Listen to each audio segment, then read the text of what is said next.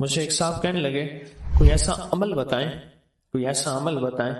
کہ میں چاہتا ہوں میری 7 نسلوں میں رزق ختم نہ ہو جو مہنگائی اور حالات اور پریشانیاں میں دیکھ رہا ہوں. کوئی ہے عمل؟ میں کہا بالکل ہے.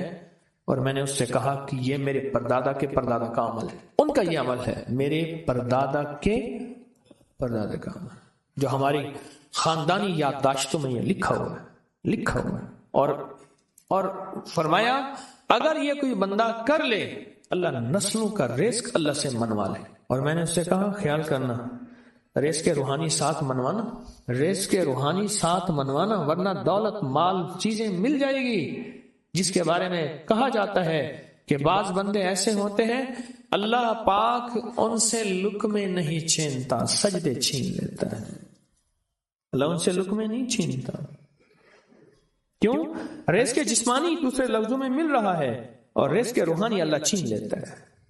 یہ جو آج آپ بیٹھے ہیں تسبیح خانے میں اور میں بیٹھا ہوں، یہ ہم روحانی دسترخوان پہ بیٹھے ہیں.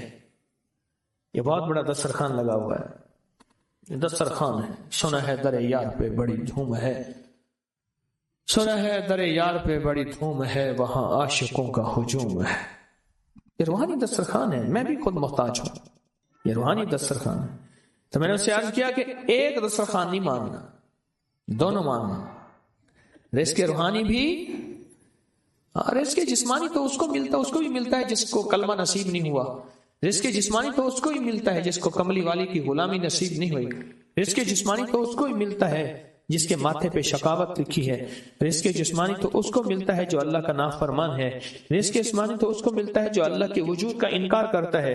رزق جسمانی تو اس کو ہی ملتا ہے جو آخرت اور قبر کا انکار کرتا ہے. رزق جسمانی تو اس کو ملتا ہے جو جنات اور برزخ کا انکار کرتا ہے. رزق جسمانی تو اس کو ملتا ہے جو خود کملی والے کی نبوت کا انکار کرتا ہے. وہ تو بے بہا لوگ ہیں، ان کو ملتا ہے. پر تجھے بھی صرف رزق جسمانی ملا اور اللہ سے یہ منوا لیا. نہ یہ نہ منوانا، اللہ سے کہنا ہے اللہ رزق روحانی بھی دے اور رزق جسمانی بھی دے.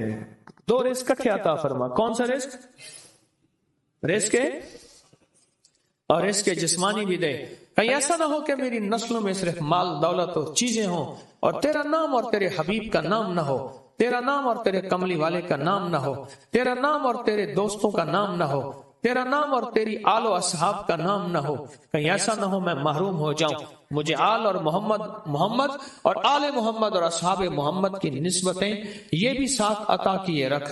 میں نے اس سے کہا کہ 2 چیزیں مانگنا.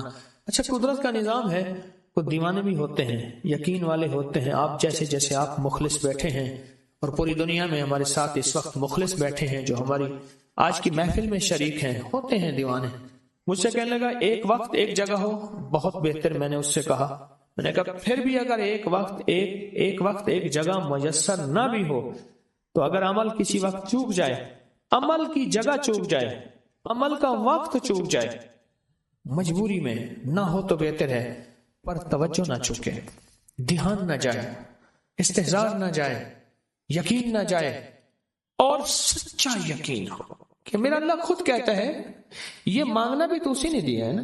جب اس کریم نے مانگنا ہی خود دیا ہے تو عطا بھی خود کرے گا. نہیں خوف نارے جہیم کا کہ کرم ہے مجھ پہ کریم کا، وہ خود عطا کرے گا مجھے. اس نے مانگنا دیا دے گا. یقین ہو ایسا ایسا ایسا ایسا، اتنا زبردست یقین ہو، اتنا یقین ہو اللہ کے ملنے پہ اور اللہ کے مانگنے پہ، اتنا یقین ہو کہ گمان اور خیال سے بالا تر یقین ہو، بہت زیادہ یقین. یاد رکھیے گا میری بات، میری طرف دیکھتے رہیں. یاد رکھیے گا جس کو ملا ہے یقین کی طاقت میں ملا ہے، اور جس سے چھنا ہے بے یقینی نے اس سے سب کچھ چھین لیا. بے یقینی نے اس سے سب کچھ چھین لیا ہے. جس کو ملا ہے یقین کی طاقت سے ملا ہے. یقین ہو کہ میں کر رہا ہوں اور اللہ مجھے دے دے گا. کہا کہ کیسا یقین ہو؟ کہا جیسے بکری کے تھن دودھ سے بھرے ہوئے اور میں کہوں کہ میرے ہاتھ سے دباؤں گا اور دودھ نکلے گا، اس سے زیادہ یقین. اور کہا کس سے زیادہ یقین؟ کہا کہ ایک بڑا نوٹ ہو اور بڑا نوٹ کے اندر جو ہے ایک آنے کی چیز آنی ہے، تو میں کہوں گا اس سے تو اس کی نوٹ کے اندر تو ہزاروں آنے ہیں، اور میں ایک آنے کی چیز، ایک ٹکے کی چیز لوں گا اور میرا کام بن جائے گا، اس سے زیادہ یقین ہو، اور اس سے کہیں زیادہ یقین ہو کہ سخت پیاس ہے اور میں پانی کو دیکھوں اور پانی کو دیکھتے ہی مجھے یقین ہو کہ اس سخت پیاس میں میرا پیاس بجھ جائے گی، پیٹ بھر جائے گا، اس سے کہیں زیادہ یقین ہو۔ میں پھر بھی یقین کو نہیں سمجھا سکا، علم بھی محدود ہے، الفاظ بھی میرے پاس محدود ہیں، اس سے کہیں زیادہ یقین ہو، اس سے کہیں زیادہ یقین اور بہت زیادہ یقین۔ کیا خیال ہے، آپ چاہیں گے اپنی نسلوں کے لیے بخت، رزق، نصیب اور مقدر منوا لیں؟ میں نے کہا روزانہ 40 منٹ بیٹھ، 40 منٹ صبح دوپہر شام، جو تیری تنہائی کا وقت ہو، کہ یا اللہ دنیا میں ایسی جگہ کوئی کہیں ہوتی، اکیلے بیٹھے رہتے یاد تیری دل نشیں ہوتی، اکیلے بیٹھے رہتے یاد تیری دل نشیں ہوتی، اور بس صرف ایک بار سورۃ فاتحہ پڑھ، اور اس کے بعد ایاک نعبد و ایاک نستعین کو دوہرا۔ تو میں نے اسے عرض کیا کہ بس اس کو وجدان سے پڑھ، ایسے پڑھ کے رونگٹے کھڑے ہو جائیں، آنسو بہنے لگ جائیں، دل کے اندر کا درد اور دل کا اندر کا غم اور اللہ کے سامنے حاضری، استحضار اور یہ کیفیتیں تیری ہوں کہ بس اس کے علاوہ کوئی مجھے یاد نہ رہے۔ اس درد سے پڑھ 40 منٹ۔ 40 کے عدد کے ساتھ کائنات کے رازوں کا بڑا تعلق ہے۔ 40 کا جو عدد ہوتا ہے، بس 40 کے عدد کے ساتھ پڑھ، اور بہت توجہ سے پڑھ، اور بہت دھیان سے پڑھ، بہت توجہ سے روز پڑھ۔ مجھ سے کہنے لگا کتنے دن پڑھوں؟ تو میں نے اس سے کہا مجھ سے یہ دن نہ پوچھ، تیرا دل خود بولے گا کہ فیصلے ہو گئے ہیں، بس ختم، دل خود بولے گا۔ یہ بتائیں کہ پیٹ بھرتے ہوئے کوئی گھنٹی بجتی ہے، یہ دل خود بولتا ہے کہ پیٹ بھر گیا۔ پیاس میں بھی کوئی کہتا تو نہیں ہے کہ آپ کی پیاس بجھ گئی ہے، وہ دل خود بولتا ہے کہ بس اب پانی کی ضرورت نہیں ہے۔ نیند سے دل بھر جائے تو بس دل نے بس اب سو لیا، وہ اٹھیں۔ اسی طرح دل خود بولے، دل خود بولے، کیا بولے؟